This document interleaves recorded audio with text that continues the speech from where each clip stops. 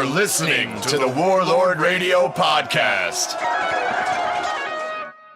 Welcome to Warlord Radio Podcast. Yeah. Anyway, hi everybody, it's Craig and it's Carrick. How are you doing? They can't answer me back. I always do that. Which is better. Yeah. We don't really want to hear back. That's true. Yeah. I think this is our best intro yet, right? There you go. Fucking nailed it. Sweet. Anyway. We have a couple of announcements to make that we forgot to make last time around. One, if you haven't noticed already, we have gone back to bi-weekly. Yes. Or bi-monthly. If it was bi-weekly, it'd be twice a week. And right. that would be fucking brutal. Could you imagine doing that shit a week? We could totally do it if we didn't have bands and lives Jobs and or work. families. Yeah. So, but like even with just without bands, I think we could probably swing that. You could do another one. But but yeah, it's kind of hard. It's not hard for us. It's immensely difficult for our audio wizard Jason. Yes. To pull it off, and that's really the main reason. We really just come in and tell dum-dum stories, and then he has to like sift through all that and make it listenable. Yeah, make it usable. He does most of the work, really. Yeah. So the point of it is to be reliable when we release things and to not have it suck balls. Yes. So for that reason is we went back to going back a new episode once every 2 weeks. Yes, so we love you and we miss you, but we have to do this, otherwise Jason is going to die. Yeah. Another one is we are doing, I am confirmed for Texas Frightmare Weekend. Fuck yeah. I got my press passes, and I am going to be out there all weekend, fucking around and just getting into nonsense, really. It's going to be gnarly. Yeah, so if you see us out there, I don't know, is this going to air before or after Frightmare? This will air right after Frightmare. Damn because Frightmare is in 3 weeks. All right, well, to our psychic audience out there, I'm going to be at Frightmare for the weekend. Like, hit me up and you can be on the show because I'm going to interview anybody that walks up to me. Yeah, it'll be awesome. But for tonight, we have Michael Voisinet. Did I get it? Yep, you got it. got it. Welcome, Michael. And Michael is of the Graveyard Disciples, which is not a band, but a metal club. So say hello, Michael, and introduce yourself. Hello, my name is Michael Voisinet. I'm with the Graveyard Disciples International Heavy Metal Club. Nice. Right. Now, you actually met Carrick and Jason at the Deep Ellum Metal Fest. You met Jason. I met a very blurry version of Michael through one bloodshot eye. That's the way to do it. Yeah. But so as we're wont to do while we were waiting for you to show up today, we were bullshitting, and of course we're talking about a bunch of stuff, and then I stop him. I'm like, we really need to talk about this on the show. Yeah. But we were talking about how impressed he was watching you guys for the first time. Didn't know who you were. And watched you guys kick ass. But yes, thank you very much. Y'all are Denton's best kept secret. Yes, pretty much. Well, much. in Denton, they're quite big. Yes. Denton, they are definitely one of the well-known premier metal bands. Well, I mean, like, we do well on attendance in Denton for sure. You guys are one of the big bands around here, for sure. You guys are on the short list with, like, Rod of Obsidian, I Am Man, I Am Monster, R.I.P. R.I.P. Yes. And then Now Combat for a younger band. And there are definitely other bands around here, but you guys are kind of the big ones as far as the metal scene goes. Oh, guys, you make me feel so special. Oh, yes. I'm glad you enjoyed it, man, and thank you for coming out. That was a really fun show, and we got on it last minute, so anybody in that crowd, we were glad you were there. It was definitely a pleasure just to be there and see that, because going out to the scene it's like a game of Russian roulette, because it's like, this is an event that's happening. Yeah. I don't know who's on the list. I don't know them, but I'm going to find out. No, that's the best way, in my opinion, to like find the really good shit. You know what I mean? Because there are a lot of bands, like, just because you play all the time doesn't mean that you're a great band. I'm sorry to a lot of people out there, and like, God bless you, but yeah, like, playing all the time doesn't. You're probably tight, but you may not be like amazing. Not always. Yeah, that's true. We are getting all metal elitist on this episode already. We're like 5 minutes in and we're like, some bands suck. No, it's not elitist. I like to think it's honest. That's what elitist assholes say. I know. Well, okay, but I'm not calling you one. I'm just saying that's totally what they say. Oh, I've been called worse by many, so it's all good. I do think it's important to keep one eye on honesty when talking about bands, is you don't want to be a total douche about things and be like, well, this band sucks and that band sucks and only the thing that I like is cool. You don't want to be that, but you also don't want to overcorrect and be like, everyone is awesome and everything is great, because that's just definitely not true. Yes. And people that walk in off the street, they can tell. Oh, yeah. And so it's like you want to congratulate the people that are actually doing a really good job and separate. Give credit where it's due. Yeah, give credit where it's due, but also you don't really have to give credit where it's not due. It's like someone that's up there like being sloppy, or maybe they're a little too drunk to play. It doesn't necessarily mean they're a bad band. Maybe they had a bad night, but it's, in my eyes, it's totally fine to be like, it was not your night. Yes, that is absolutely fair, I believe. So tell me, like, so if you're playing Russian roulette with weird scene shows, like, what's the kind of thing that hooks you? Like, what are you into? I just want to find good bands. That's a really good answer. Before anything else, I'm just here to support the scene. Nice. That is our number one rule and objective in the Graveyard Disciples. We're just here to help you guys. So I tried to look you guys up. I think I got a weird link or something, and I tried to Google you, and all I could find... I sent you a link earlier. Right. But yeah. But and I tried a couple of different places, but all I could find is that it is a non-profit organization, but I could find very little information on, like, what it actually was. So what is the that makes Graveyard it cooler, because the more I agree. underground no, it is... I totally like, agree, and that's why I'm scooping the metal world right now. It's a club, but you can't get in it, is the short version. We're the best club in the world. You just haven't heard of us yet. Yeah. Hey, man, that's legit. Because you're not allowed to. No, we're actually we're new on the block. There's a bunch of heavy metal clubs. There's New York Death Militia, Georgia Metal Alliance, and there's a couple small ones here and there. But Graveyard Disciples we were founded by a man named Ace Death Card. Okay. And he was a member of the Georgia Metal Alliance. Ace Death Card? Yeah. That's a fucking rad name. Yeah, I hope it's so that's rad his that God-given Facebook Christian actually told him that to provide info about it, or you have to change your name. So Facebook doesn't like his name. name. Oh, really? That's how cool he is. That's pretty badass. But yeah, he was a member of that, and he didn't like where his chapter was going, so So what exactly does a metal club do? Because I mean, like, when I think metal club, honestly, I think somebody like the Pitbulls who just run around and smash people in public, which I love about them. That's great. But like, when you say heavy metal club, like, what does that entail? You know what I mean? Well, we believe that every band has the potential to be a headlining national act. You mean the good ones, because we just spent 20 minutes railing on bands. Yeah. No, I believe that any band given the chance can be. Okay. And you just got to put them in the right place. Yeah. And a lot of bands, if they don't make it, they get sour about it. They're like, oh, well, no one's showing up to our shows. Well, that's what we're here for. We're here to show up to your shows. We don't know you. We may like your songs. We may not. That's okay. So you're literally just like blind, just supporting heavy metal in general. Because here's the thing. Metallica was a local band at one point. Yes. Venom was a local band at one point. Probably. That would have been amazing to have seen. Oh, that was what the fuck is this? Walk into an English pub, and it's just Venom in all of their satanic glory in the early 80s before you even knew what that was. Yeah, there's like 4 people there. Yeah. Oh, that would have been amazing. Yes. I'm very envious of those guys. So but anyway, guys, please go on. Yeah, so we're just here to support the local scene, because you guys have heard about Curtain Club dying and getting bought out or something. That was, I think, one of the last shows of the Curtain Club was the I'm not 100%, show. but I think that by now it's actually closed. Yeah. Or maybe one more show. Which is crazy, because that's been a staple in the Deep Ellum music scene. Not even just metal, but the music scene for like 25 years, probably. Yeah. That's insane. That's like kind of an end of an era bar closing, you know what I mean? Yeah.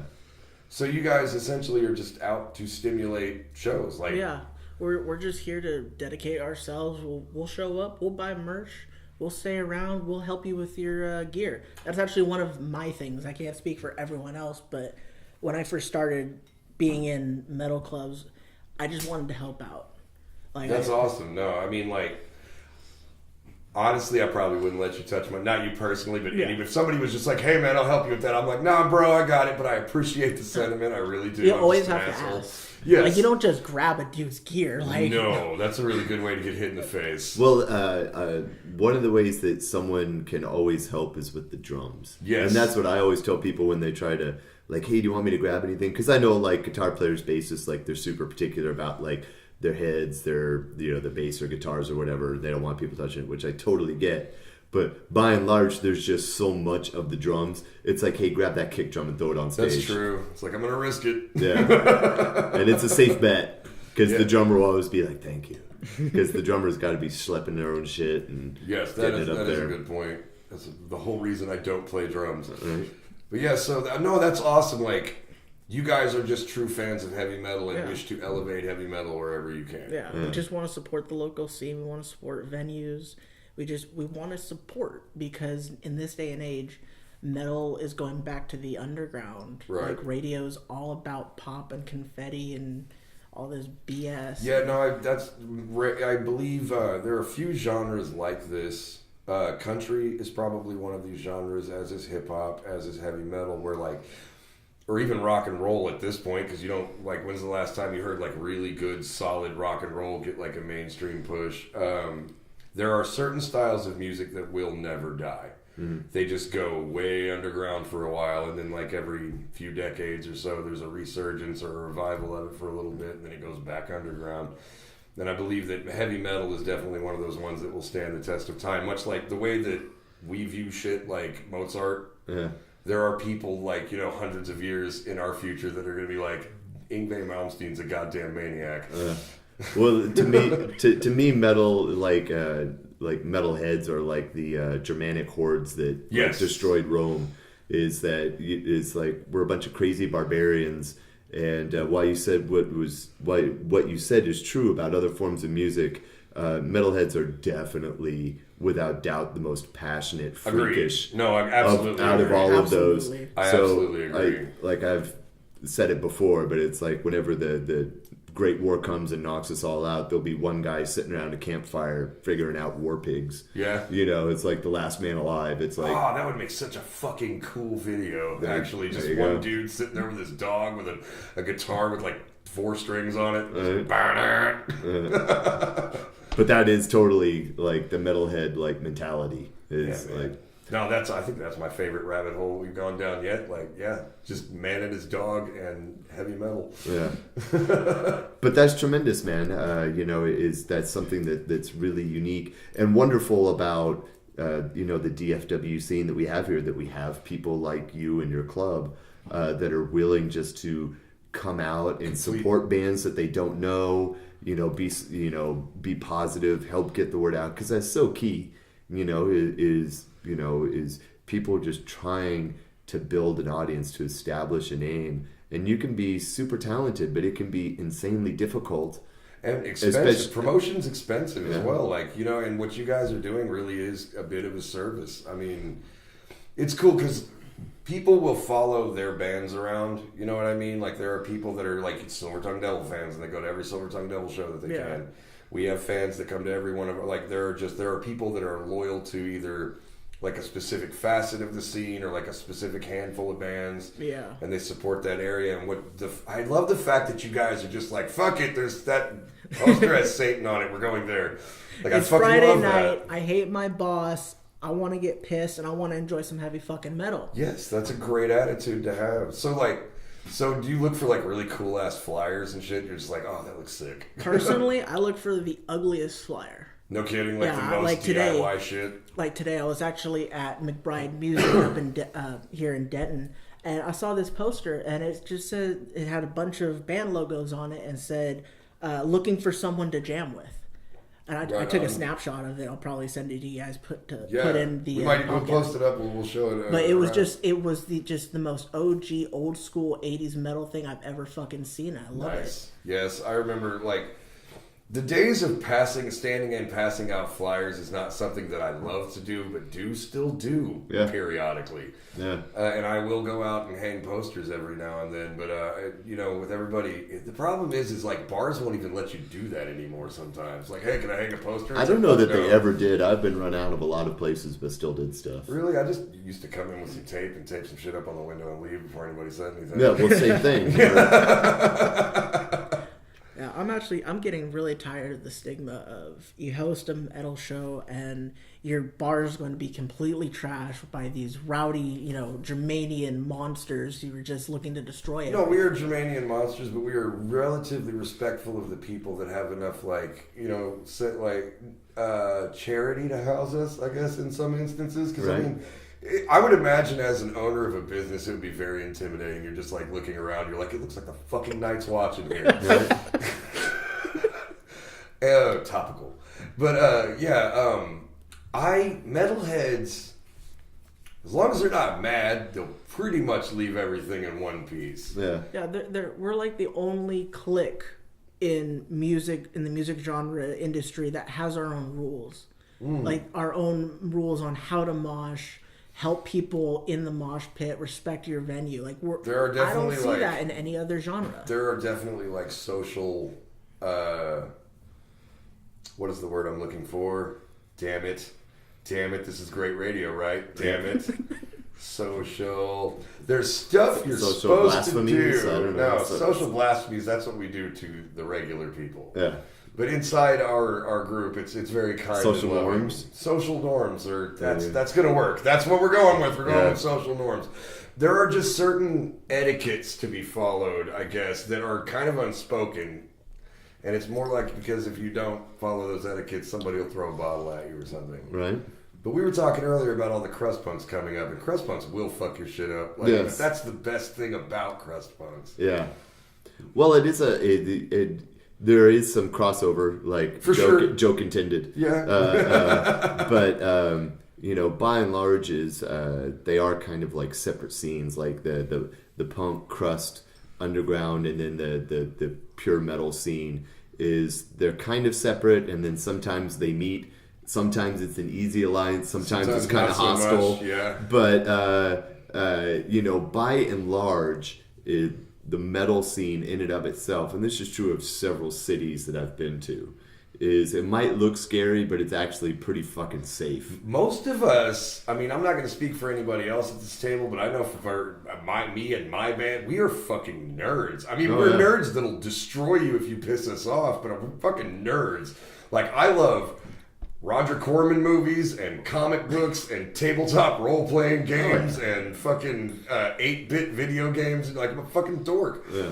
But there's a lot of that runs around the metal scene. That's why there's so much Conan imagery. Yeah. A little bit of homoerotica too, I think. I think some dudes are just there because they're like, this is tough, this is manly. Oh, yeah. Take off your shirt! Like Manowar? Yeah, exactly. Get oiled up and put on the loincloth? We all need abs, guys, like so bad. Right?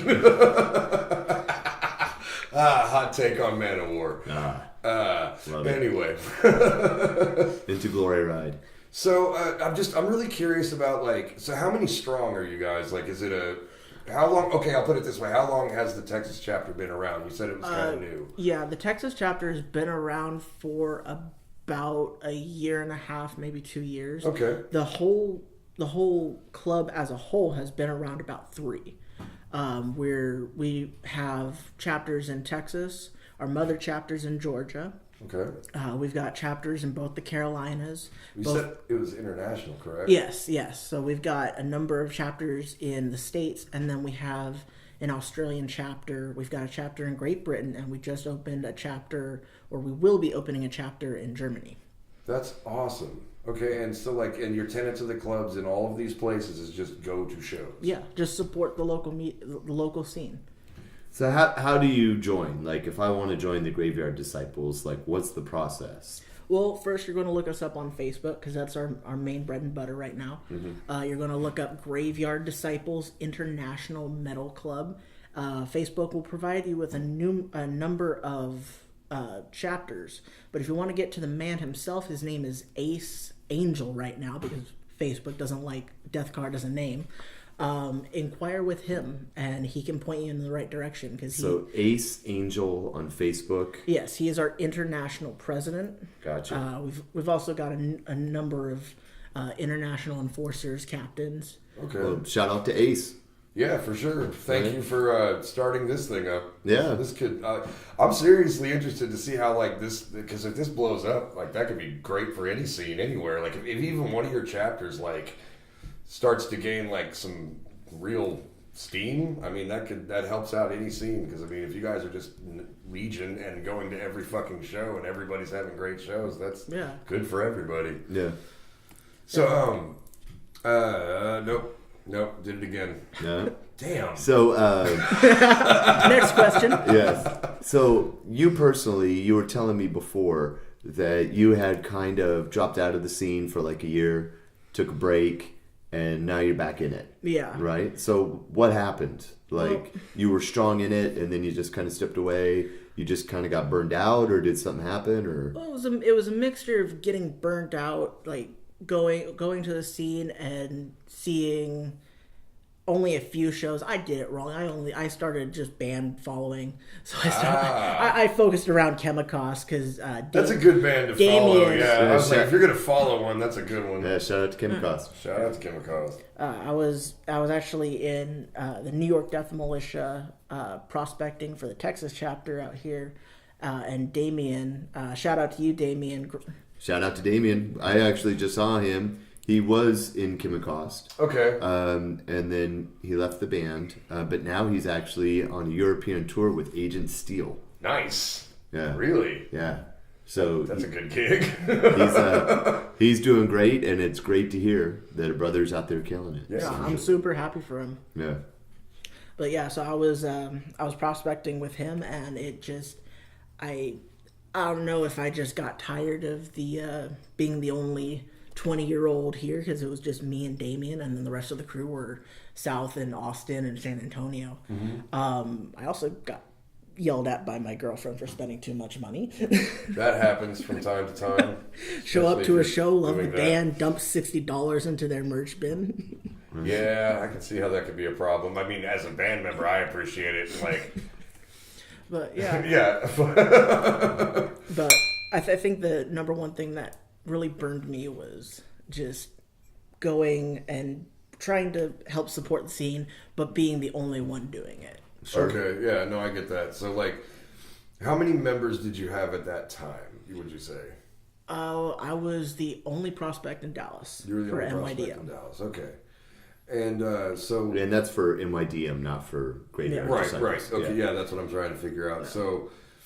They weren't picking up steam. There was no other club members in this area at all? No, Damien was the only one. He was the vice president. Oh, damn. So But shout out, I do want to give a Yeah. shout out to NYDM, just because I've met a couple of them, and also our friends from Oklahoma, Malicide, Okay. are part of NYDM, and those are great dudes. So Absolutely. we've definitely met some very cool people through NYDM. Yeah. But to your point, I haven't met a whole bunch of them here in the Dallas area. Yeah. So Shout out to the Reno chapter. Those are my best friends. yeah, that was the you- original chapter that I was in. Nice. They're some awesome guys. You were talking about Reno and New York, so you basically just travel around the country watching metal shows? I wish. Okay, so how did this work out? Because you've been covered down. some ground for sure. Yeah, so my first entrance into the heavy metal scene was going to a local show in Tracy, California. I was in high school, and I saw this poster. I think it was the art teacher, had a punk rock band, and he was having a show down at like the local tiki hut. Nice. And so I found it. I didn't think much of it, but apparently the really hot heavy metal girl at school was going, so I was like, I gotta go. No, I feel that. I would probably go to that show also if I was Right. that age. It's like, oh, she's going? Yeah, I'm going. And so I went, and like I was such a greenhorn. Oh, yeah. I had no idea what the fuck a mosh pit was.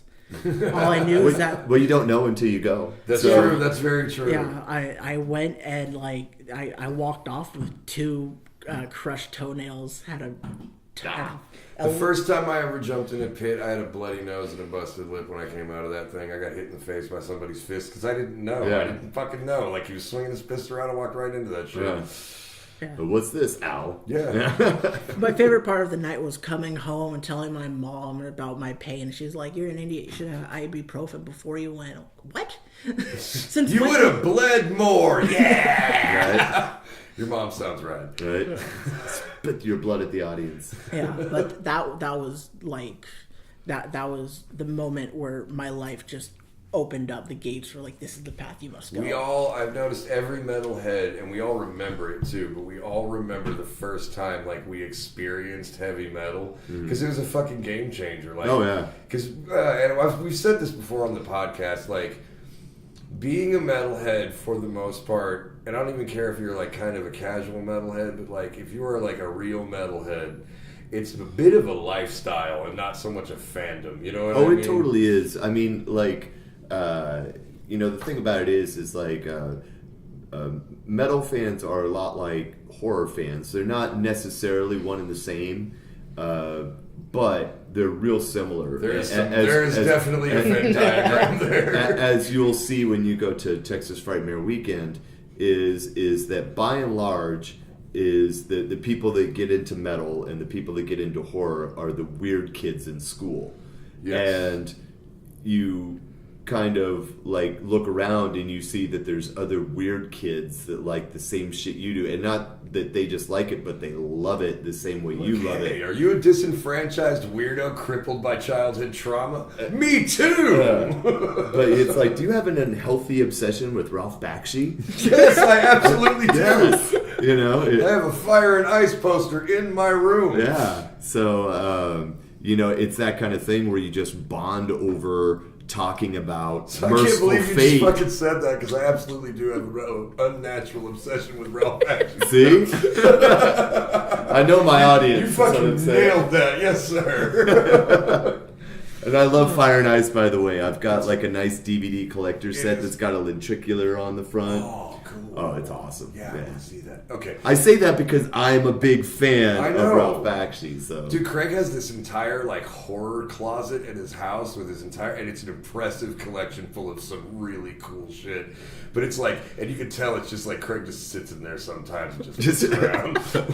just absorb it. It's like, I had a shitty day. I'm gonna go hang out with Pumpkinhead. Yeah. Well, speaking of horror and metal, I'm gonna drop a band on you guys. Please. Okay, yeah. The Other. The Other? Yes. I have not heard that. That's because they don't tour here. They are from Germany. They're from Germany. Okay. Okay. They are some of like the concert I went to was on a dark winter snowy night in Reno, Nevada. That sounds amazing.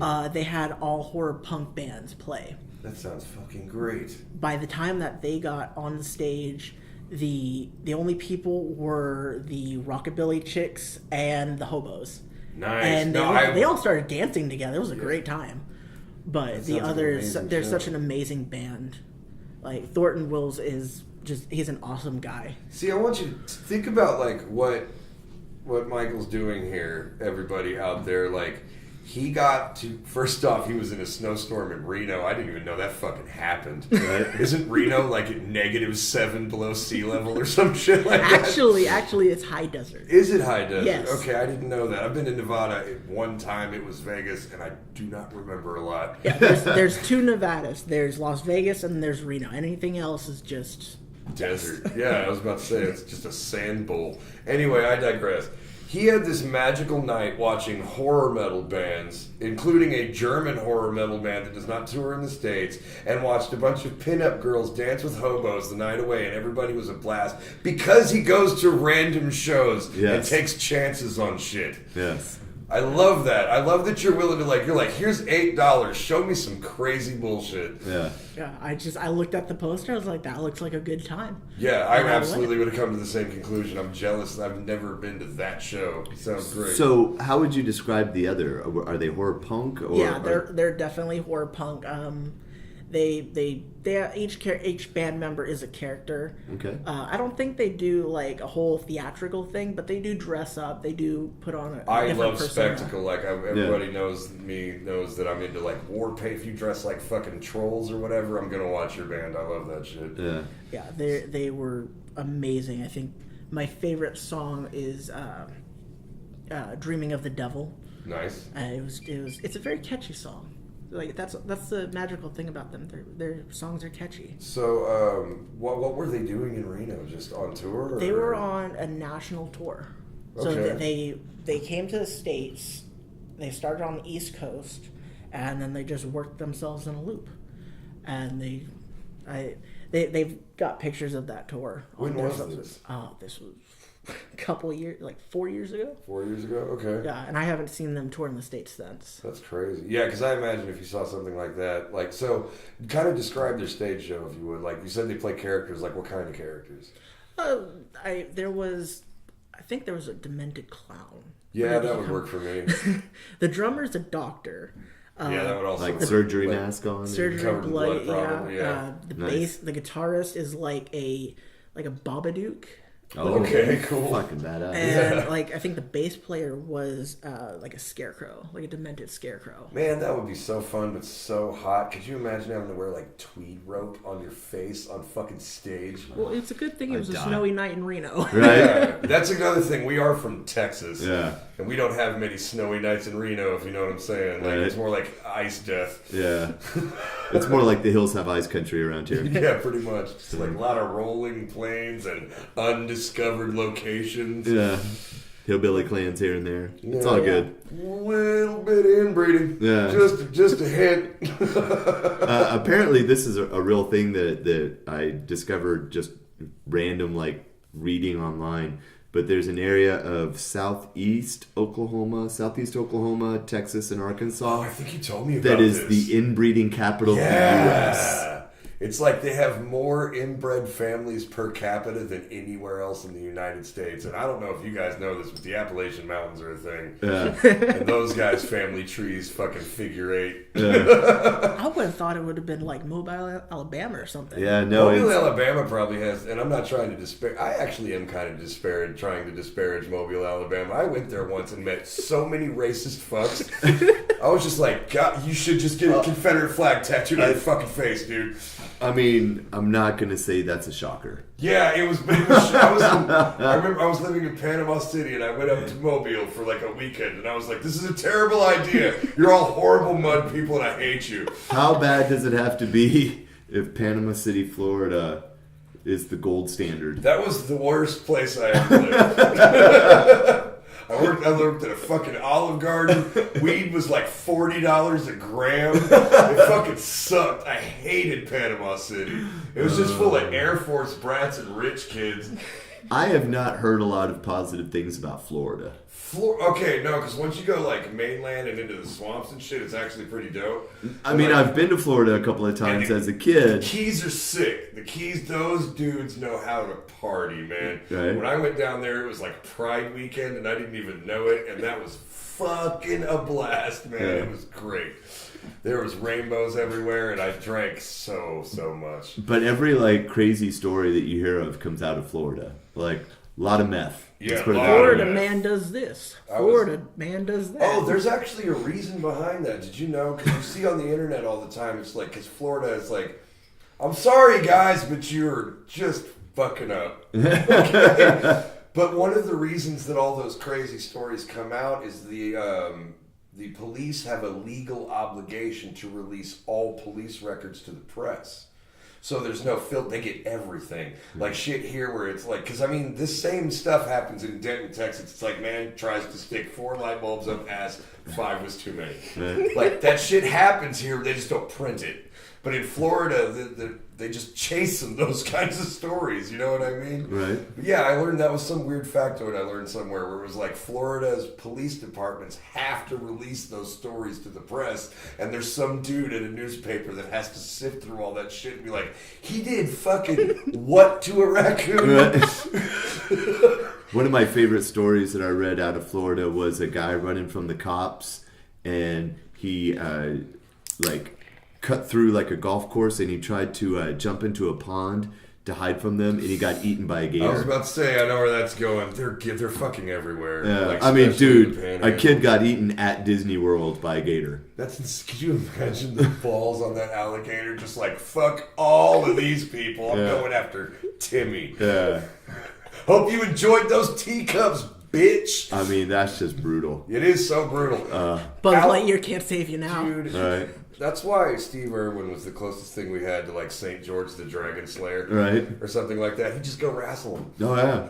And like alligators will fuck you up. If you see, there's a video online where there's like a jogger running around and this gator just pops up out of nowhere and snatches this dude's leg right the fuck off his body, and you're just like, what? Well, people seem to forget that alligators are fucking dinosaurs that have been around for hundreds of millions of years. Yes. That have, That is a species that didn't die out. well, and have changed basically none. No. Like they've gotten little bit smaller. smaller. They've gotten smaller, but they're still the same like reptile brain that sees everything as food. Yeah, and to the untrained eye, this thing is such a perfect predator that it literally is a log until it isn't. Yeah. Have you ever seen a gator, like had one get close to you Yeah. in the water or something? You don't know until they're right up on you. Yeah, and then it's too late. And then By the time you see it move, it's like I've been unless you're like in a boat, you know. Yeah, it's but I've like- been in a couple of situations where it's like the only thing that saved my life was that gator didn't particularly feel like killing me at the moment. You know what I mean? It's like, man,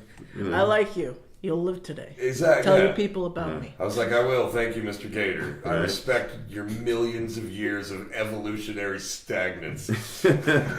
All right, let's bring this back to metal. All right, yes. All right. So, Michael, who are some of the bands that you kind of like around the scene right now? Like, who are you going out and checking out their shows and supporting, or who do you want to that you've heard that you haven't seen yet? Well, I definitely want to get more into Silver Tongue Devil. Yes, Nice. I'm going to kiss Alright. your ass a little bit. No, Shit, no, no, no. Silver Tongue Devil's No, fucking no. great, and their shows are fucking... Dude, Silver Tongue Devil shows are so high energy and so much fucking fun, and Craig's lyrics are so twisted and great. It's one of legitimately my favorite bands. Seriously, I mean, like, thank you. yeah, I'll stroke you for a second. No. I fucking love you guys, and watching you guys play is just a treat every fucking time.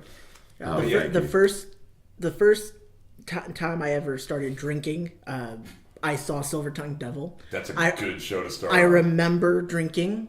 I remember riding my bike home and being scared. I don't remember anything in between. Because I was living in Richardson at the time. And Where did you see him? I saw Deep Ellum at Reno's. Okay. And I remember riding my bike home. I remember taking the tequila. It You was rode the your best. bike from Deep Ellum to Richardson? Yeah, I did, because I'm crazy like that. No, yeah, okay. I don't know if we covered this on the show, but you rode from... You live in Carrollton, which Yes. is about 45 miles from here or so. And in the Metroplex, that's a really long way to go in a car in traffic. Yeah. And you basically like rode your bike down to the train station and then hopped on the train and then rode your bike around Denton all day. And Yeah, I got off work. I got all freshed up for you guys. And I Thank you. just... you smell nice, bro. Yes. Thank you. And we appreciate that. Yes, absolutely. Yeah, I got on a train and headed out, and my anxiety was like, oh, you should be there like now, and I was like, I'll pop in early, and then I saw a Guitar Center. I was like, I'm going to spend an hour in Guitar Center. That is the wackest guitar center I've ever been to. The one here in town. Have you ever been It to is it? the nicest not one the one I you're have Are you seen. serious? It is the nicest one That I've makes seen, me but so I hate sad, it. Michael. We're gonna go find you a good guitar center, buddy, because the one we have is so fucking terrible. It's so, dude. First off, Why is it more terrible than the others? it's tiny. First off, Oh, absolutely, but that's why it's so nice and clean. no, yeah, it's clean. But I would rather have guitars, and they have like Right. 7. They have a shitload of AV gear. They have a shitload of AV gear. They've got a decent wall of like 6-string guitars. They've got practically no basses, which is probably what pisses me off Right. so much. God damn it. And the basses that they do have suck. You know, you So say is there that, one that you will go to? Do you go to like the The Louisville one, one? the or- one in Louisville, has this fucking vintage Rickenbacker Uh-huh. on the wall, and man, if I could like sell my kid for $4,000, I get it back eventually. I feel Right. like I would get the guitar and then immediately be rocketed to fame, and I could get my kid back. Just train him on how to escape capture. I think that's not a bad idea. I Sell will play him Black and Ops then- for a few days. There you go. That's a good scam. Just Take him out in the woods with a Bowie knife. Be like, all right, son, we're gonna learn how Attack. to evade. yes, Yeah. you're gonna go completely feral. It's gonna be fine. Yeah. Like you say, it's not that. It's not a good one, but honestly, they had a really impressive selection. Just I only They got say some that good guitars. Yeah, I'll give they you that. had the dude from Metalocalypse, the dude who created it. Brendan Brendan. Smalls? Yes, Brendan Smalls. They had a Snow Falcon. No shit. Yeah. Those And- are really nice guitars. I mean, it They was got hot. no It action was the neck. on the tallest place, and I couldn't reach it, but it looked nice from a distance. Fuck that. If I'd seen that, I'd have been like, hey, buddy. Bring that down. Yeah, Right. I'm totally going to buy this. Kidding? And then you'd be, I think I'm then, more Then you hand it impressed- back, you'd be like, nah, you got the wrong Nah. game strings on here. What is that? Pearl? Yeah. No, Yeah. thank you. I think I was more impressed because they had more than just one guitar with a Kaler bridge. Yeah, no, I will give you that. No, like I said, guitar-wise, they're pretty good, but I mean, their acoustic section seriously lacking. Their drum section seriously lacking. Oh, absolutely. The basses are pathetic. And they have like a Mesa Boogie.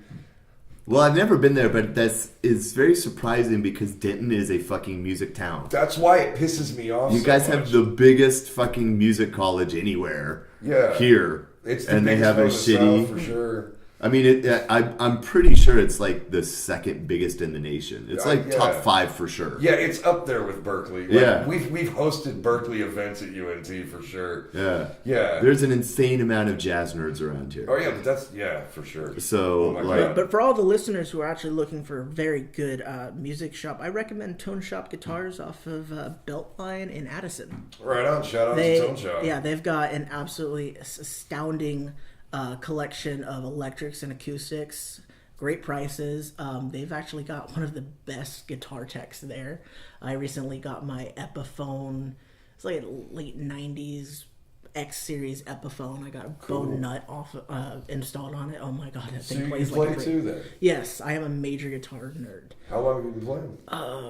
On it, I've been playing since I was about 12. I would No say. shit? Yeah. So, have you played in any bands around or?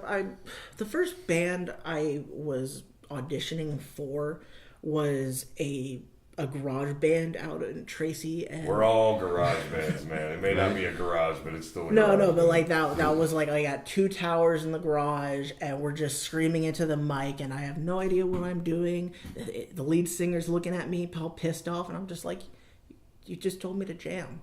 right? Yeah, why are you fucking mad? We're all in the garage screaming at the mic. Like, fucking take yourself down a notch. Right? Well, he wanted us to be the next All That Remains, and I didn't flip with I that don't want crowd. All That Remains to be the first All That Remains. Right? Hot take on All That Remains.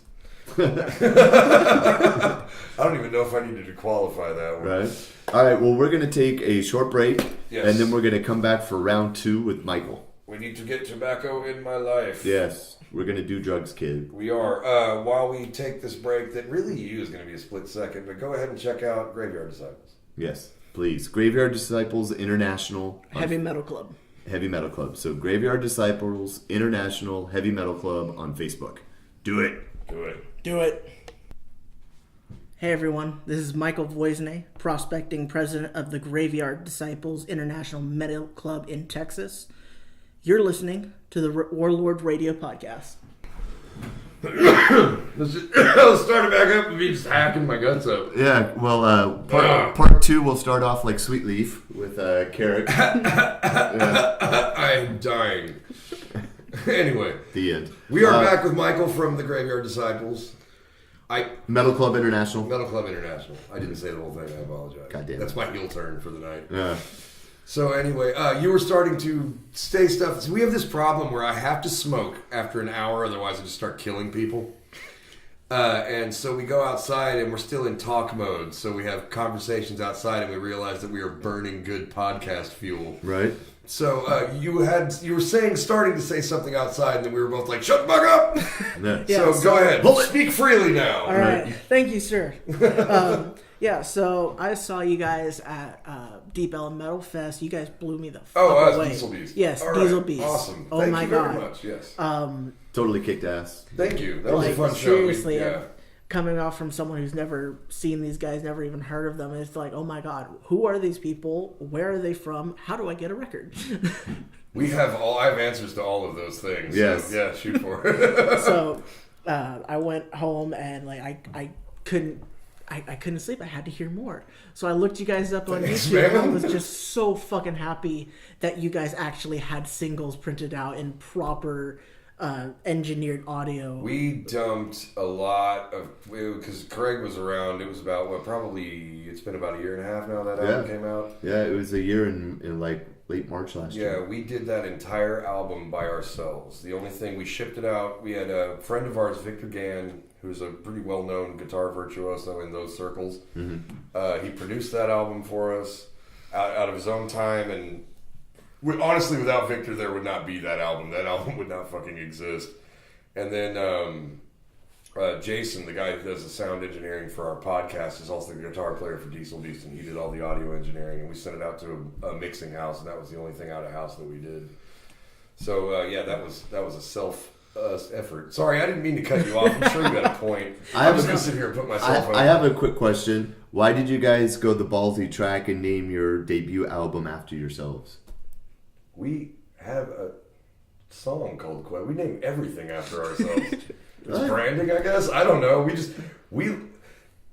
The name Diesel Beast, we feel, is really cool. It is. It's a great band It's an name. awesome So name. we use it as much as possible. And it's perfectly descriptive of your all's band. No, and I just mean that like I'm totally curious because I'm curious about the inner workings of that kind of stuff. Actually, what it was, because have you seen the vinyl or anything like that? Yeah, I've seen the purple vinyl. Those Yeah. are fucking awesome. Thank you. It was when Ghost was still in the band, the original lead singer, and we went round and round about what to call the album. We were going to call it The Call of the Sorceress. We were going to call it Diesel Beast Volume 1. We were going to do all this different shit, and then finally, and we couldn't decide on album art either, because without the title of the album, that kind of informs the album art, right? Right. And so one day I was driving down the street stressing about this, and I was like, fuck it, purple cover, just our sigil, not even our name, and then call the album Diesel Beast. And I brought that to the guys, and they were like, yeah, I like that actually, that's great. Fuck. It was a totally keep it simple moment. I was just like, but I think it worked. Yeah, I went back and I listened, and When Madness Walks the Street is probably my favorite. That's my favorite. Yeah. Oh my God. I have a little fun factoid about that song. Yes. That song was originally written as a psychobilly tune, because Ghost, the original lead you singer, mentioned and this before. we were in a psychobilly band called Pine Box Radio. We weren't around for very long, but we wrote some really cool songs. And somewhere out there recorded is a psychobilly version of Madness Walks the Street. Damn, I want to hear that. out. Could you guys make that like a B-side on That would something? be pretty cool, actually. All in favor, raise your hand. Yes. Yeah, actually, I might see if I can't dig that out and get that out there. Alex's favorite is, of course, 1,000 Bloody Nights. And that's a great song, too. That was such a beautiful But beautiful mine song. is Thank When you. Madness Walks the Streets. That's also my favorite song. I'm partial to 1,000 Bloody Nights, because 1,000 Bloody Nights was great the song. one. Yeah. Thank you. That song, first off, that song is about PTSD. Yeah. And I have several family members that were active combat and things like that, and you come back different. You witness horrific shit in those situations. Absolutely. And so that was just kind of my tribute to them, because I was a fucking criminal shithead. I never went served in any country. That's right, you're an artist. Elvis was an artist, and he served his country. Right. And that's why he was the king, and I'm a schmuck. Right. Well, he was also badged as an investigator for Denver Police Department. I did not know that. But Steven Seagal was a cop. That doesn't fucking impress me. Right. But anyway, so the thing about 1,000 Bloody Nights is that was the song that it was one of the first 2 or 3 songs we wrote when we started the band, and so it was the first song in my mind that kind of defined the direction we were going to go in. You know what I mean? When we were like, we're going to do classic heavy metal, we're going to do it hard, we're going to use barbarians and wizards and dragons and shit, and that's what we're going to do. So yeah, Thank you. I keep fucking going into this, and you're just like, No, it's good stuff because I was asking because it's my favorite. It's a great song, but I love the Lovecraftian lyrics in it. Yeah. And I always tie it to the first show that we played together at Andy's. And you guys, we were hammered, by the way. Like Diesel Beast was so fucking drunk that night. That was one of the worst shows we ever played when we met. But we had the same reaction that you did. Like we saw them, and we immediately loved the band and thought they were great. And it turned out that they were awesome dudes, and we've been friends ever since. But they played a great set, and they played right before us at Andy's, and they had a song, When Madness Walks the Streets. And I can't remember exactly, but I don't think Ghost introduced that song. I think y'all just went into it, but I could hear the lyrics, and I was like, awesome. That's Lovecraft. But in our set, we have a song called Of Human Gore Imbued, which is a great fucking song. About very much about the Lovecraftian old gods. And I was introducing the song and talking about how it was inspired by Lovecraft.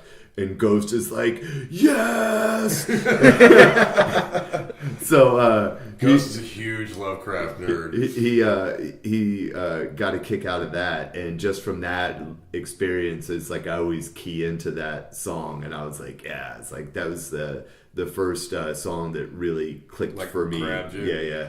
So that makes sense because that's easily like the thrashiest song we have. Like the bass line and that shit just doesn't stop. Mm-hmm. Yeah, it's so hard. I listened to y'all's album playlist religiously for like a week after. Thank you. That first night. We appreciate your clicks, honestly. Yeah. Thank you so much. Every bit helps. I'm not sure if it was it was Quest for the Diesel Beast. Like you guys nailed it in live, and it was absolutely amazing. But I couldn't pick up on the subtle overtures and such. And when I actually heard that song is musically really well written, in my opinion.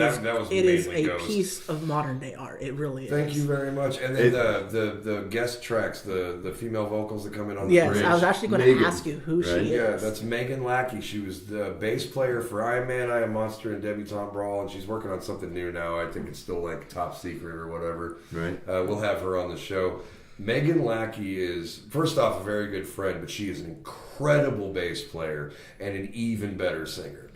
I cried. Yeah, no. When I first heard it and I could actually hear the vocals, I just started tearing up because I was like just in that realm of sleep where I'm like passing out and my body's just like all vibing and shit. And then I hear this angelic chorus and I'm like, this is beautiful, man. I mean, I hate to ruin this for you. That was a total last-minute decision because we were in the studio. Those are always the best decisions. We were not nailing that bridge at all. And then, that was, again, though, I'm going to pat myself on the back for this one because I just kind of looked at Ghost and I was like, what if we got Megan to do it? And then she came in a day, maybe did 3 takes and nailed it, like immediately. Right. She's like that. She's an incredible fucking musician. We were gonna have her on the podcast and we had to reschedule, but we're gonna have her back. Yes, and definitely. Yes, you will hear that story out of her mouth. But yes, credit to Megan Lackey. So she walked in and made you all look the fool. As she always does. Megan Lackey is a stunning entity of grace and light. She can also drink a fair amount of whiskey, which I respect. Sweet.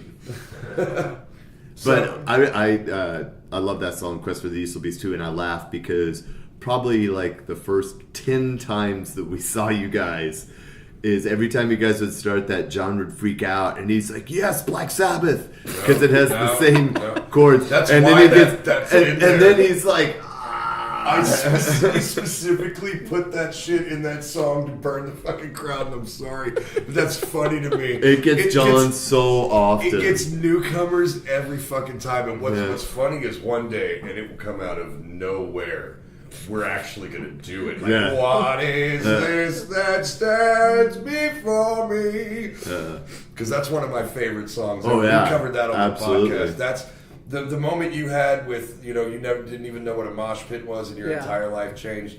The moment for me was my dad had a record player and he got this entire box of records. And I saw the cover for the Black Sabbath album. I was like 8. And it looked real spooky and kind of creepy and shit. And I was like, I want to see this. And Dad, being a rock and roll fan, was just like, fuck yeah, we're gonna listen to Black Sabbath. And I was like 8 or 10, and the first song on that album is Black Sabbath with that tritone.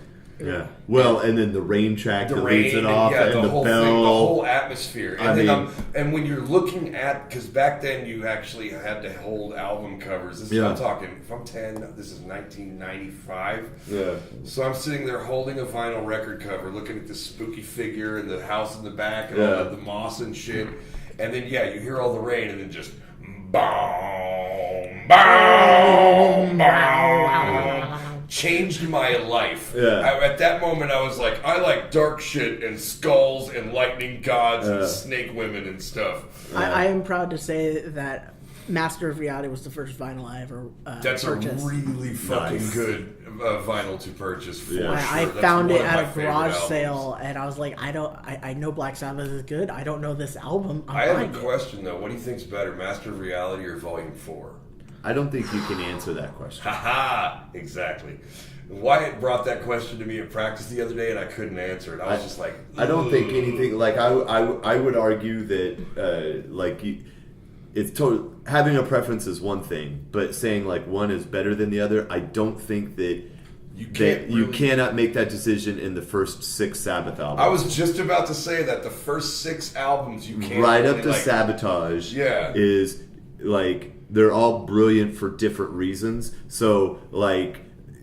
Master Reality is brilliant in a different way than Sabbath Bloody Sabbath is, which is different than Volume 4, which is different than Sabotage, which is way different than Paranoid, which is way different than Black Sabbath. Yeah, no, you're absolutely right, but the quality does not waver. No. You know what I mean? Well, and I was going to say, like, one of the things that still gets me to this day about just the very first, the Black Sabbath album in and of itself. Is that it still holds up completely? Well, that too, but Their first 6 albums hold to up completely. me, it actually sounds like someone went back in time and recorded this medieval band. No, absolutely. It that- informed the rest of my life. It literally sounds from the Middle Ages. Yes. Like the production quality. And I've It read sounds this. like they're playing it in some deep catacomb with torches going off in the background. Yes. Yeah. And That it was just, actually- And I don't know how to capture that, and it drives me insane. I don't think There anybody is can. a recording studio in the UK that is renowned for that. That is where they recorded, I think, Volume 4 or Technical Ecstasy. I think I I'm know not where I'm sure. going to record the Carrot Coleman Doom experience. There you go. But it was it was Master. No, it had to be Black Sabbath Master. I don't know. All I know is that Ozzy pulled a prank on Tony Iommi and scared the living shit out of him At that studio? at that studio because Tony Iommi was terrified of staying the night at the little loft upstairs. I've heard that. I've heard that Tony Iommi is a bit on the was a bit on the superstitious side back when they were all running around. Because like Geezer Butler was just like, I'm trying to summon Satan. Yeah. Because I'm bored. Well, there's the famous story that he said, because Geezer wrote the majority of the lyrics in the band. And, Well, yeah, because he got into the lyrics fucking alcohol rule. because the girls. All right. That's I what I heard. mean, hey, I would love to say that I was driven by art and love, but I totally picked up a guitar for the first time because I was like, I am not that pretty. And I would really like someone to touch my wiener. Right. I picked up a guitar because I was like, I want to make that sound. See, that's much more noble than the reason I started playing music. I listened to. I stuck with it because of love of the craft, but I got into it. This is cool too. Yeah. I stuck with it because I learned how to make a pentatonic. Learning how to play this instrument's totally fulfilling, but I got boners. that's so true. I though. mean, it's legit. I only stuck with it because I learned how to make a pinch harmonic. There you go. Hey man, no, there's certain things you pick. Like I said, that tritone, that was one of the first bass licks I ever learned was Yeah. and it was just like it totally changed my entire life. I cannot stress that enough. But yeah. So we just had a bit of a power outage. I was You're about gonna to say- hear a bunch of office equipment reboot. Well, I think it makes for a good podcast. Everybody be quiet. As we're talking about Black Sabbath, we just had a supernatural occurrence here at the studio where It could be true. everything went crazy. But anyway, hail the dark one. Hail the Pull dark up- one. Pull up a chair. Right? Yeah. You're in But good no, company. I think Ozzy Osbourne recorded some ghoulish sounds, and then place them in an 8-track player and hit it under his bed. Oh, but that and sounds had so the remote. fucking creepy. Because 8-track. Have you ever heard an 8-track? Oh yeah. The sound quality is Did so you just so assume my garbage. age, sir? You what? Did you just assume my age, sir? I did, absolutely. I think I accused you of being under 21 earlier, didn't I? I've been fucking up this whole time. You guys don't even know I forgot my keys earlier. Right. Craig made a dig earlier about them waiting on me, and I totally skimmed over it, but I'm not now. I'm bringing it up. Right. It's all good because we're professionals. We are professionals, damn it, and our intros are getting better. Yes, Right. although that's a low bar. That's Clear. a very low bar. I'm sorry, Michael. I wish you were on a better podcast. Yeah, you rode your bike a long way. You did. But, thank you for all of the nice things you said about Diesel Beast. Diesel Beast is very special to me because it was one of those projects that I started because that was the music I wanted to hear. You know what I mean? Yeah. Mm-hmm. And that's why we sound a little bit different than your typical, like, scene band. And I'm not saying that in a bad way. Like, we have some really talented bands on this scene, but we definitely have a sound apart. You know what I mean? Let me just say, I saw that you guys are playing what looks to be an amazing, it's called like Fuzz Fest. Yes. And you guys are playing with Oberon and Space Ape. Yes. At Reno's this summer. It's basically Holy like a Doom fuck. Fest. Yeah. I am there. Fuck yeah. Because there's like great 15 show. bands that are playing over 2 days, I think. That place is straight up going to smell like skunk weed. Yeah. But just to see Diesel Beast and Oberon and Space Ape on the same bill with a whole bunch of other rad bands. We're playing with Space Ape at Andy's on the 3rd, too. Yeah. I will be there love for those that. dudes, Space yeah. Ape are cool as shit. We got to get them on the podcast. Shout out to do. Space Ape. Those guys They're are a awesome. band that you should definitely drop in on one night if Definitely. you see Space Ape. They're kind of a... They fall in that like Psychedelic doom? that kind of like stoner doom area, but they're not exactly A that. little bit heavier than your typical, less bluesy, more technical, I guess, Okay. for Space Ape. And then you have you heard Oberon yet from Oklahoma? No. No, we'll plug them again. God damn it. Okay, if you're sitting in a room with Diesel Beast and Silver Tongue Devil, you need to be listening to Oberon. Yeah. We mentioned them on the... We're giving them so much fucking free promotion I on know. the show. DJ That is what we're DJ's here head for. won't be able to fit in a door. You owe me a pack of hot dogs, motherfucker. Right? So you know he's listening too. And it's just like, ha ha ha, they did it again. It's a good thing he's a beautiful It person. really is. Yeah. But Oberon is, again, kind of a little bit on the doomy side, but I would say, like, if you had a doom band and then Danzig just came in and knocked out your lead singer and started singing, that's Oberon, right? Yes. That's apt description. And it's all of their songs are about space.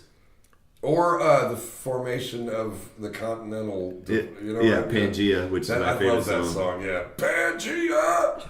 They also do a just jaunty version of Eye of the Tiger. which is great. It's so great. It's Yeah. so Oberon. Yeah. But the coolest thing, and they don't really do it anymore. I think they're trying to kind of change their thing. But back in the day, Oberon used to come out in like full astronaut gear and play like the first couple of songs in like Texas in August in full fucking astronaut gear with like helmets and everything. Oh, God. And it was crazy to watch. It was a lot like you riding your bike from Carrollton to here. It's a good thing it's spring and not like July. Oh, Jesus Christ, dude. Yeah. You call us, we will come get you next time, Baby Bird. Yeah. No, I like riding my bike. A couple weeks ago, I went from Carrollton up to Louisville and went up to the fishing barge at the lake. Jesus, Oh, man. nice. Anybody, again, if you're not in the DFW area, that is a hell of a distance. Yeah, that's not a to track little- on bike. that's not It's a also short jaunt. treacherous. Like, you're going highway bound, right? Like on a bike?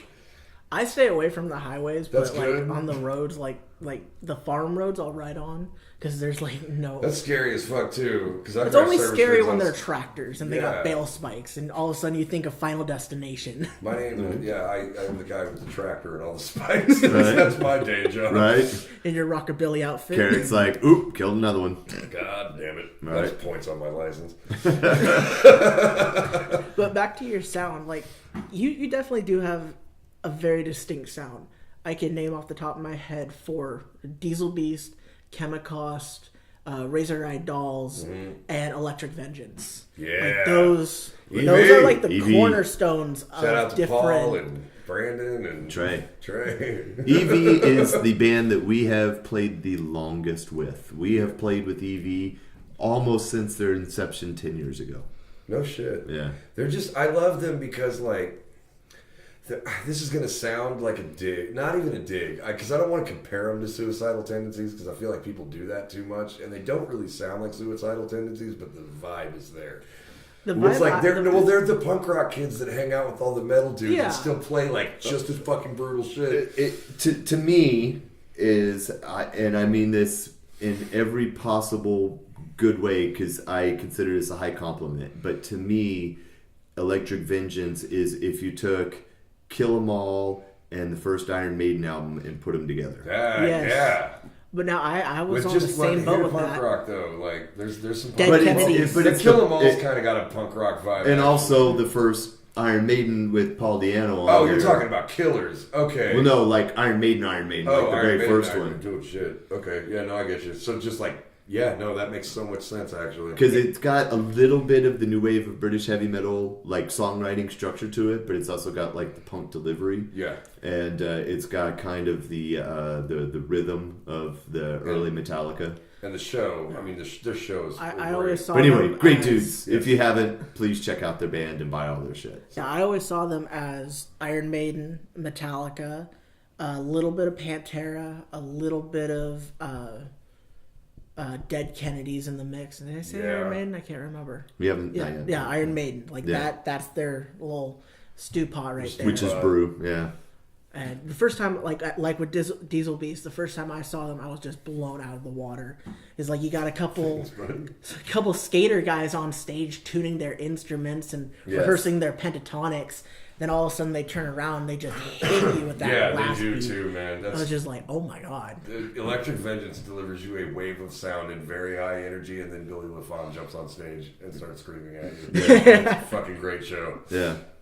Shout out to Billy LaFon. Yeah. I've actually got a story for Billy LaFon. Please. Earlier we were talking about my disappearance from the scene. One of the days, I think it was Deep Ellum Heavy Metal Fest 2017. I think we played that one. Last year. Was that? No. Did you guys play last year? We didn't play last year. That last year was 2018. That Was it? I think Oh, it yeah. was 20. I think I dropped in for My bad. that. Yeah, no, it we was played 2018. We were at the Liquid Lounge. We sold like 9 tickets.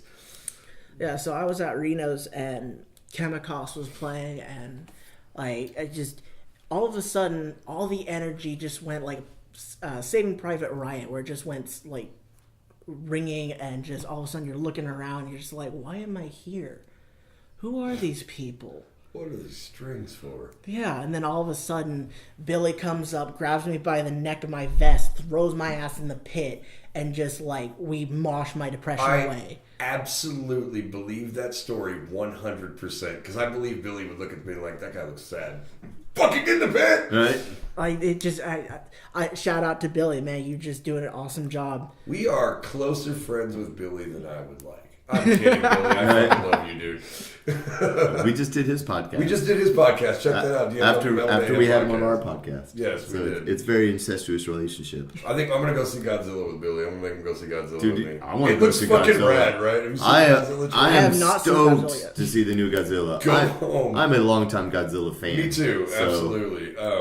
But yeah, go home, watch the Godzilla trailer. It looks fucking good, dude. Yes. Ah, it's such a good preview. Anyway, we don't have to talk about Godzilla anymore. We're here to talk about metal bands. We are here to talk about metal bands. More importantly, we're here to talk about Graveyard Disciples. So, what is the process should one decide to join the Graveyard Disciples? Because you mentioned something about prospecting. Yeah, so And when I think prospecting, I think of my shady family riding around on motorcycles throwing bottles of shit. no, it's not like that. We're a family. We're a brotherhood, a sisterhood. We're there for one another. We got a prospecting period, which basically you prove your dedication to the club. You pay your dues. You pay your $25 for your heart patch, And once you get that, you get your patch, get it on your vest, and you show up, you support the scene, and depending on life's many little speed bumps, your prospecting period might be from 3 months to a year maybe. But you show your dedication, you show your love for the scene, you get patched in. So what does that initial patch look like? I want everybody to be on the lookout for this patch. What does it look like? Describe it. Our logo is the Grim Reaper because we are Graveyard Disciples. Fair enough. Little on the nose, fellas. Yeah. So it's a Reaper with a scythe. It's red and black. Those are our colors. So red and black Reaper with a scythe. Yeah. If I see that patch and there's only a couple of you and not like 9 of you, I'm paying your fucking cover. I'm throwing that out there right. I'm serious. You have a fucking Graveyard Disciples patch on and I'm standing in line. I will pay your fucking cover because I appreciate what you guys are doing. I'm going to make you buy a t-shirt though. Okay, but here I'm going to make my money back. I'm still a businessman. I'm just going to add this out because I actually am the prospecting president for the state chapter. Prospects. If this man pays your dues, you double it and you pay it in merch. There you go. See, this is a win-win for everybody. He's the Arlie Ermy from Full Metal Jacket of the Graveyard Disciples. God damn it! I didn't know they stack shit that high. But no, crop dust more like pig dude kills everybody. Right. We're not here to get into free. When I first met Jason, he tried hooking me up with a Diesel Beast patch, and I denied it. Why? Because I didn't have any cash on me. So, dude, first off, you just spent like an hour stroking my dick on my own podcast about my band. I need to get you a fucking patch. But I appreciate the sentiment, but shit, you can pay me for a t-shirt. The patches mean nothing to me. I'll throw patches at children. I don't give a fuck. Take a patch, buddy. But smack him upside the head. That's my personal opinion because we're dropping Jack off at school. Here you go, boy. Get him, man. If you guys are out here, you're spending $300 on shirts, $50 on patches, stickers, buttons, and you're trying to make a return on that to pay for gas money to go to a show. It's very true. And like people, you've seen that meme where it's like, well, I can't pay you, but I can give you good exposures. Well, thank you. My rent just how happens to be 800 exposures. When you are at the point in what you have been doing where Craig and I are, your exposure bucks mean dick, especially if you phrase it that way. Right. It's great exposure for your band. It's like, you fucking don't pay me, I'm gonna expose myself to your clientele. Fuck that. Yeah, so to any vendors or management who just wants to go under the table and use exposure as a means of paying for a band, yeah, fuck you. You're an asshat. Agreed. Do not pay for exposure. Hit up other metal bands, and we will get you on bills, and you may not make much. Right. But I mean, we will fucking get you out there and like at least promote your shit. Jesus Christ. There are bookers out there that are just like, hey man, we need you to play for like an hour. Right. What are you going to pay us? Well, we can put out a tip jar. Get fucked. Yeah. I'm not doing that. We'll give you a beer ticket.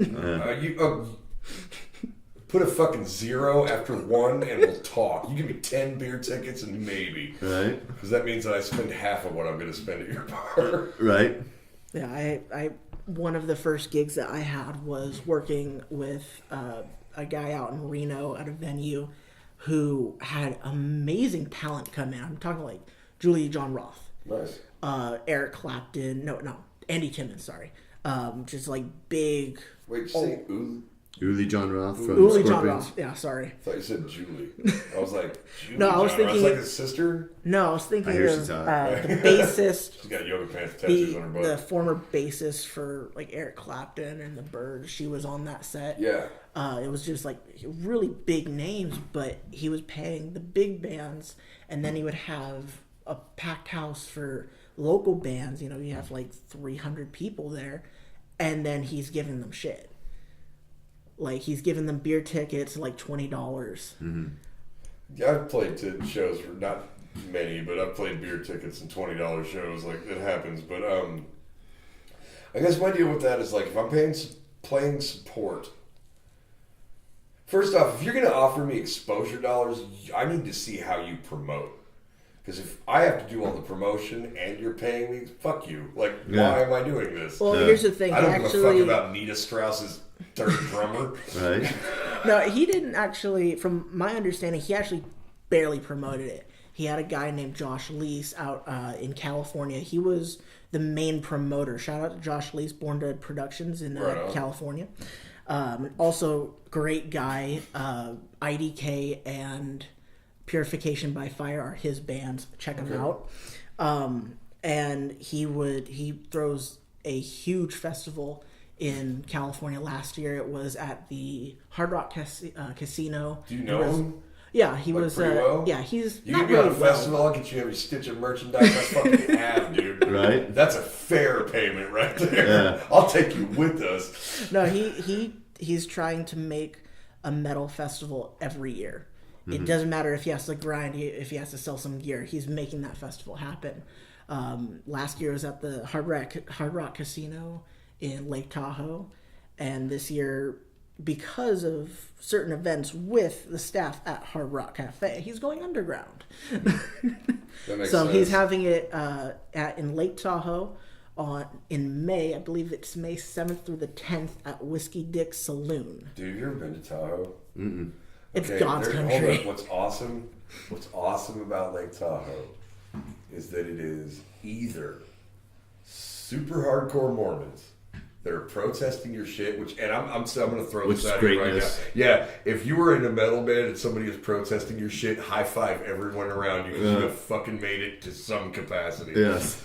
But, or they're like hardcore rebellious of the Mormons and they're like, let's fuck pigs and worship Satan. And you're like, yeah. I feel like those are our people. I know, that's what I'm saying. Like, That that was fucking awesome, dude. That's weird you say that because I used to live in California. I was frequent in Lake Tahoe. I never saw any of that. You never saw any of that? No, 'Cause I it used played- to be a family town, and then all of a sudden, like, all the millionaires would buy Yeah, no, cabins and shit. gentrification blows, and it ruins scenes like that. But when I played Tahoe, Tahoe. Yeah, no, fucking A, dude. Jason Lee, you ruined my town, you prick. Right?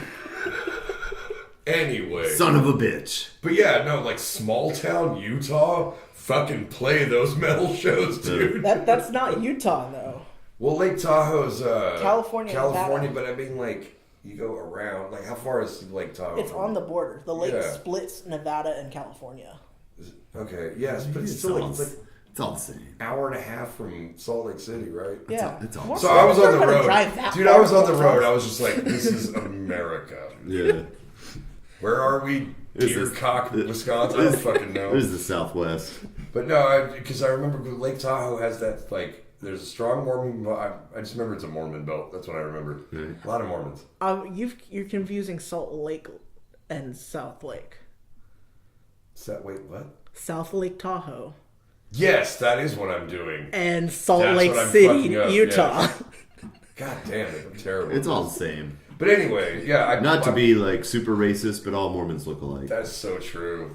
They're just all standing there looking all. I don't even know how to fucking respond. All Mormons look alike. That's our new tag out. You fucking kidding? I mean, technically you're wrong because I was actually baptized Mormon. You were baptized Mormon? Yep, I in was the baptized Catholic, but I was molested Baptist. There you go. So you were higher tiered baptized Catholic. I suppose so. They wouldn't let me dance. Fucking pricks. Damn it. Sons of bitches. So, where can we find Graveyard Disciples Metal International Sweet Ass Superhero Club online? I'm sorry, Super I forgot Friends. the whole thing. Meanwhile, at the headquarters of the Graveyard Disciples. Yeah. That would be amazing. It would be fucking great. I would watch that show. Long Shadow. Shit, we're putting down money for a clubhouse venue in our mother chapter right now. You know what? I'd be willing to throw this out here. If you guys want to get at Diesel Beast, and we could probably get a couple other people on it to get your chapter started, I would, because I really respect what you guys are doing. I love the fact that you guys were just shot in the dark bands. I fucking love that. That's how you maintain a truly open perspective about the scene. You know what I mean? Yeah. You do not pigeonhole and you're like, I only listen to tech death, or I only listen to like cult shit. I love the fact that you guys are just like, go support metal. So what if you guys hit us up and we thought about like maybe throwing some kind of fundraiser show for you guys? You know what I mean? We could even probably work Warlord Radio into that and make it fucking good for everybody. Right. Well, I say we just put our name on a festival, and we'll help organize. Well, I don't the know about a festival. We can probably find you a dive bar. hey, if there's more than 3 bands, technically it's a festival. Really? Shit, I've played so many festivals. Right. I didn't realize I was such a king of the festival circuit. Right. I mean, No, but I like what you do, and I think that fans like you are important to the scene. Like you only help. You know what I mean? People that show enthusiasm for anything that is honestly a complete labor of passion, right? Yeah. I mean, well, the only thing that keeps the metal scene going is just the crazy obsession of The tribe. fans like us. Yeah. Is like, because there's no division between fan and band when you're doing what we do. No. It is like there's the people that play Either the here or music, not. but it takes that community of people that either want to like do a podcast or start a metal club or start a screen printing place where they can just do anybody cheap who shirts wants or to create something just- from nothing. just in some way contribute, is that keeps the whole thing going forward. You know what I mean? Agreed. It's like bands are dependent on people like you guys, like doing what you do, in the same way that you guys are dependent on bands and new bands like coming out and trying to do something interesting and keeping the scene alive and all that kind of stuff. So it's very symbiotic in how they help each other, because one can't exist without the other. Yeah. You know, is we have to have people like you guys that want to come out to shows and have a good time. And then from that is other people will see that, and then they will want to join in. Yes. And that creates a healthy scene. And I would like to kind of help out with that. So like I said, if I see the Red and Black Grim Reaper, I'll pay your cover. And get at us about maybe like throwing some kind of fundraiser or something. Like I would like to get you guys a headquarters. I would like to get you guys built up a little bit. You know what I mean? Yeah. So anyway, we're gonna leave on a couple of notes. One more time, where can we find you online? I know we've been over this a couple times. But all right, so you're going to look up on Facebook, and you're just going to look up Graveyard Disciples International Heavy Metal Club, or HMC. We've got multiple chapters, because I can't remember how many pages we actually have. But our mother chapter is in Georgia. So if you look up the Georgia chapter, you can message them and inquire. They will point you in the right direction of depending on what state you are. Or if you're in, you just look up any chapter and message them. The only reason that I would advise going to the mother chapter is because I believe it is more heavily monitored. We've got a lot of chapters coming out, and right now we're just throwing out pages. So I don't think all the pages are monitored and actually staffed, but the mother chapter is for sure staffed. And if you just want to go straight to the man himself, his name is Ace Angel. Ace Angel. Well, Ace, it's great that you're doing what you do, and we really appreciate it.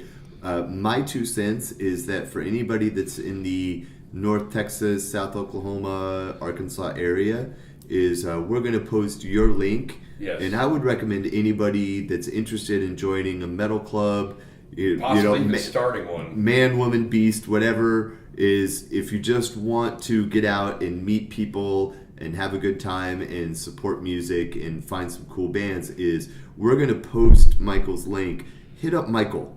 Yeah. And then he can send you where you need to go. Put Michael over. But we're going to like send people your way, and then you can make sure that they go the right place. But I think that'll be easier for people here in the area, just because, at least for now, like you're the face of the Texas chapter. I am the prospecting president, so that include some responsibility. I So guess. I'm everybody going to thrust that responsibility on you unwillingly, constantly. everybody send Michael dick pics is what I'm saying. Absolutely, yeah. Actually, we're going to end the episode there. Everyone, please send Michael and the Graveyard Disciples your dicks. There you go. Thank you for listening to Warlord Radio Podcast. Thank you, Michael. Yes. Thank You're you for riding having your me. bike all the way back to Carrollton. Another successful episode. Absolutely, we nailed it, right? Yeah. Just crushed it. Done. How about that intro, guys? Yeah.